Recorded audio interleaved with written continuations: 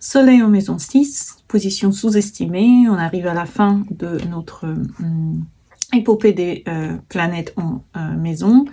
Et en maison 6, on a encore le soleil qui nous reste. Donc aujourd'hui, on parle d'une planète qui pourrait sembler discrète en maison 6, qui pourrait sembler un petit peu même perdue parfois. Mais ici, vraiment, dans la réalité, le soleil en maison 6, il recherche le perfectionnisme, il recherche l'utilité.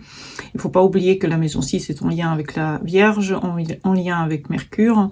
Donc quand vous regardez une position, regardez-la à travers le prisme de toutes ces choses qui peuvent expliquer en fait une position natale. Et ici, on a vraiment un besoin d'avoir une place concrète dans l'univers, une place concrète dans notre environnement. Bien sûr, ça peut sembler plus difficile que d'habitude, puisqu'ici, on est face à l'identité, on est face à la conscience de soi, le rayonnement que la personne peut donner dans son quotidien. Et c'est vrai que ce rayonnement, la personne le fait à travers les tâches qu'elle fait pour les autres, à travers son corps, ses obligations, le service qu'elle donne, le service de soi. Et c'est vrai que l'amélioration, le fait que la personne fait beaucoup, le fait que la personne apporte concrètement des réponses concrètes et normales à un quotidien et pas chaotique, et quelque chose de très concret, même si le soleil se situe certainement parfois dans des signes un petit peu vaporeux, comme pour le poisson par exemple, ça peut donner effectivement un quotidien un peu plus difficile à vivre, mais en général, le soleil en maison 6 cherche ces disciplines et cherche cette amélioration. Le soleil, il veut rayonner dans cette maison, donc la personne veut créer, exister, elle veut être reconnue. Et la maison 6 lui apprend beaucoup l'humilité, elle lui apprend beaucoup à attendre que les bonnes rayons viennent dans sa vie, que parfois le sens réel du travail apporte à un moment donné aussi la réalisation de certaines choses que la personne a souvent longtemps attendues. Donc c'est une construction lente pour arriver à quelque chose de plus concret, à quelque chose de plus, voilà, quelque chose qu'on peut regarder et voir comment ça se passe au quotidien. Mais quand la personne ne fait rien du tout, bien sûr, elle ne sent aucune utilité dans son quotidien. Et s'il y a en plus de planètes en maison 6 que cela, elle entoure elle-même de certaines choses à devoir aux autres pour pouvoir se sentir aussi plus utile dans le monde. Comment la personne a vécu son enfance, on peut voir que la personne a été éduquée, ou voilà, elle était élevée dans un environnement où on lui a demandé d'être responsable, probablement important. Et cette importance venait du fait combien elle a fait, ou est-ce qu'elle a bien fait quelque chose. Donc le travail, l'effort était quelque chose qui était primé. Donc peut-être les parents étaient déjà dans un travail assez dur, assez lourd, assez physique par exemple. Et il fallait beaucoup correspondre à cet environnement, à ce travail répétitif par exemple. Le travail et l'effort étaient récompensés ou étaient énormément, en tout cas suggérés à la personne. Et la personne était effectivement remarquée pour les actions qu'elle faisait, pas forcément pour l'être qu'elle était. Mais ça, tout dépend de la position du soleil, tout dépend de ses aspects. Ce n'est pas forcément une enfance dure. Moi, j'ai connu beaucoup de thèmes dans lesquels l'enfance avec la maison 6 n'était pas dure aussi. Il y a certains thèmes dans lesquels c'était extrêmement dur, donc il faut penser que ça dépend en fait de beaucoup d'autres sujets. Donc si vous voulez venir en consultation et savoir pourquoi dans votre thème vous l'avez vécu l'un ou l'autre côté, on peut regarder, on peut voir, mais cette enfance a pu être exigeante, c'est clair, elle a pu être orientée vers le devoir, vers ce que la personne devait pour sa famille, et vers l'amélioration de ce qui ne va pas. Donc souvent, ce que j'ai entendu, c'est que la personne voyait ce que les parents faisaient, essayait de faire soit le contraire, soit mieux, soit en tout cas pour ne pas être dans les mêmes circonstances qu'était sa famille. Donc souvent, les scénarios, c'était le fait que l'enfant était très appliqué, il voulait bien faire, il voulait être reconnu pour ses efforts, et c'est pour ça qu'il tenait autant à faire bien aussi, et le sentiment qu'il devait mériter sa place, effectivement, pouvait faire partie du tableau. À l'âge adulte, si le soleil est mal vécu ou s'il est très mal aspecté, c'est vrai qu'il y a beaucoup d'envie de mettre beaucoup d'efforts dans le professionnel, donc surinvestissement au côté professionnel, mais pas forcément dans la carrière, parce que n'oubliez pas que la maison 6, c'est pas forcément que la carrière, ça peut être juste un service que la personne donne à la société. On a du mal à s'arrêter, on a du mal à prendre des pauses, on a du mal à se reposer, on a beaucoup de perfectionnisme et on essaye de s'expliquer cela par le fait que bon, il faut quand même toujours rester dans une certaine activité pour pouvoir avancer. Et effectivement, on a besoin de valider aussi par notre propre efficacité. Donc la personne, effectivement, peut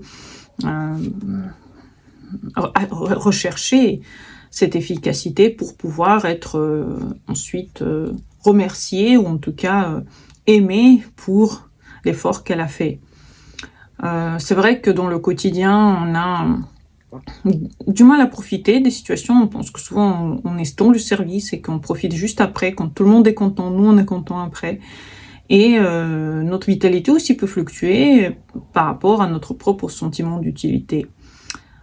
La fatigue aussi peut exister dans le corps, la fatigue, le stress chronique par exemple, et encore une fois, comment on se sent. Est-ce que dans le corps on sent les moments où on se repose? Donc c'est très important, j'ai remarqué que le soleil en maison 6 se vit mieux quand il a des points de repos concrètes et que dans ces moments de repos, il ne fait rien du tout. Dans ces moments-là, il peut vraiment se restaurer et avoir des moments pour soi. Pas forcément se reposer dans le sport, même si souvent la maison 6 se repose quand elle a une activité sportive, par exemple, ce qui est pas faux. Mais savoir se reposer sans rien faire, c'est très très bien pour le mental, c'est très très bien pour le moral, et ça maintient la personne dans une meilleure position que si elle ne le faisait pas. En fait, le soleil ici doit apprendre à exister sans prouver constamment que il mérite d'être là. Donc c'est vrai que se servir sans se sacrifier, savoir que le service à un moment donné aura une fin. Et par exemple le GIC, quand on élève ses enfants, à un moment donné, on les élève plus, c'est fini, on les a plus sur le dos. Et c'est vrai que la maison 6 cherche, le soleil de la maison 6 cherche que les choses soient justes et qu'à un moment donné, on arrête de prendre de ces services, si c'est possible. Donc c'est vrai que les clés, la première clé qui pourrait exister pour le soleil, c'est une routine qui nourrit votre identité. C'est pas une routine qui vous fait du mal, c'est une routine qui vous soutient, qui vous stabilise, dans laquelle vous mettez des choses que vous aimez et respectez votre énergie. Le problème, c'est que le soleil, ce n'est pas n'importe quoi. C'est quand même la planète qui vous donne le plus de vitalité, le plus de bienveillance et le plus d'optimisme. Quand il est en maison 6, il peut manquer de ça. Donc, si vous voulez stabiliser votre énergie et ne pas être tout le temps comme si tout le monde vous utilisait, il faut savoir se vendre à au bon prix, quoi. Donc, ne pas toujours aider à rien avoir en retour. Donc, c'est très important d'être en contact, effectivement, avec vous-même, d'être en contact avec votre énergie. Et ensuite, effectivement, respecter cette énergie, aller dans votre propre socle, dans votre propre énergie, et effectivement, toujours prouver davantage à vous-même aussi que vous respectez vous-même et vous respectez votre propre... ce que vous donnez aux autres et ce que vous recevez d'eux aussi. Le soleil, il cherche à donner, il donne beaucoup pour recevoir, mais en même temps, c'est aussi combien vous donnez à vous-même. C'est aussi combien de choses vous pouvez vous offrir à vous. C'est très important de le savoir. Ensuite, accepter que ce soit imparfait. Accepter que l'irréprochable, c'est aussi quelque chose de pas très net, pas normal. Dans notre monde, on habite dans le chaos. Le chaos gouverne notre vie. On ne sait pas, la plupart des choses, on ne le sait pas, on ne peut pas les contrôler.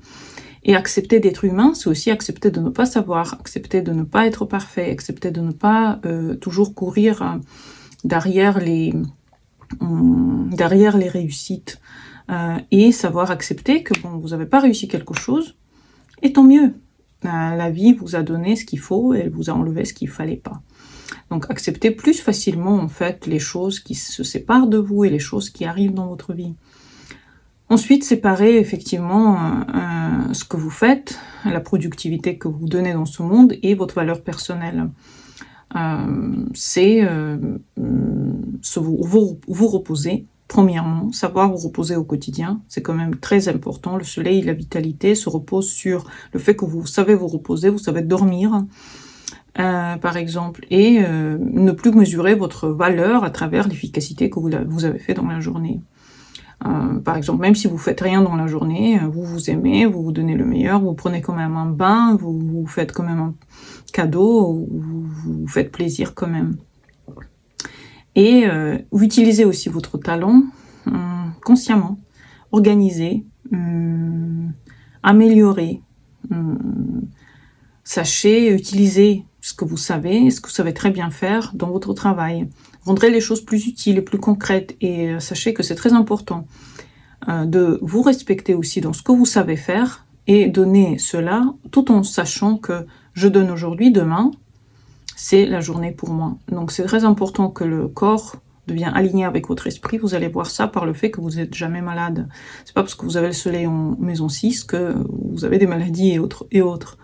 Vous pouvez exister avec des planètes en maison 6. J'ai connu plein de gens qui avaient des planètes très difficiles aussi en maison 6, comme la Lune, Pluton, Neptune, etc., et qui n'étaient jamais malades. Donc attention, c'est pas parce que vous avez des planètes en maison 6 que forcément il y a une maladie qui vient. La maladie vient seulement quand vous usez trop ce qu'on vous donne. Vous usez cette capacité à vous concentrer, vous usez de cela et ensuite, vous, bien sûr, vous tombez malade. Donc votre corps, c'est votre guide, c'est votre petite boussole qui indique à quel moment il faut s'arrêter, à quel moment vous devez vous reposer, à quel moment vous pouvez recommencer à produire ou à faire quelque chose.